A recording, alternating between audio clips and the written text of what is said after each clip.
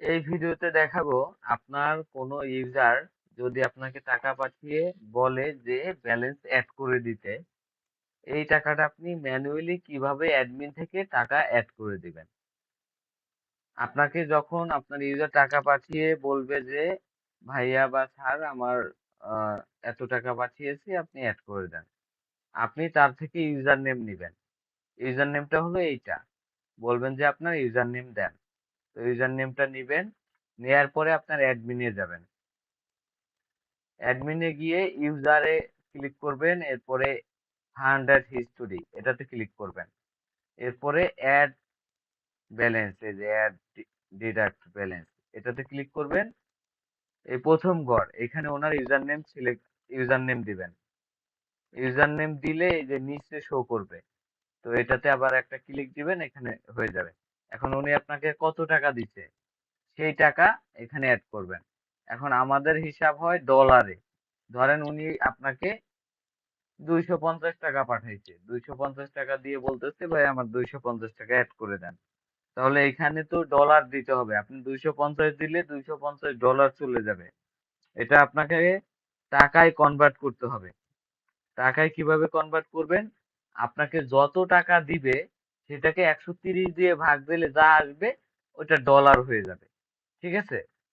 মানে আপনাকে 250 টাকা দিছে, আপনি তাকে ডলার দিবেন। তাই টাকা থেকে ডলারে কনভার্ট করতে হইলে আপনাকে যত টাকা দিবে সেই টাকা, সেই টাকাটাকে ভাগ দিবেন 130 দিয়ে। তো 250 টাকা দিয়ে থাকলে ভাগ দিবেন 130, তাহলে পাচ্ছে 1.92। এরপর দুই সংখ্যার পরে আরো অনেকগুলো সংখ্যা থাকলে ওইগুলো দেওয়ার দরকার নেই, আপনি দুইটা সংখ্যা দিবেন। এরপরে পেমেন্ট মেথড, এখান থেকে এই যে একটা আছে বিকাশ নগদ ম্যানুয়াল, সিলেক্ট করে সেভে ক্লিক করবেন। তাহলে ব্যালেন্স এন্ড হয়ে যাবে।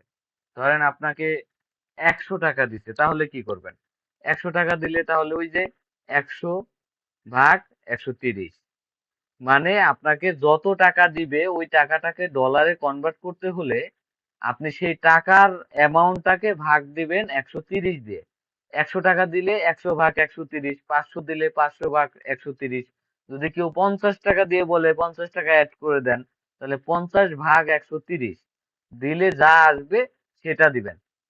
আমি তাহলে 50/130 দিয়ে দেখাই, আসছে 0.3846, আরো অনেকগুলো সংখ্যা আছে। কিন্তু আপনি এখান থেকে দুইটা সংখ্যা নিবেন, 0.38। এরপরে আরো সংখ্যা আছে, অতগুলো সংখ্যা লাগবে না, এখানে দুইটা সংখ্যা দিতে পারবেন।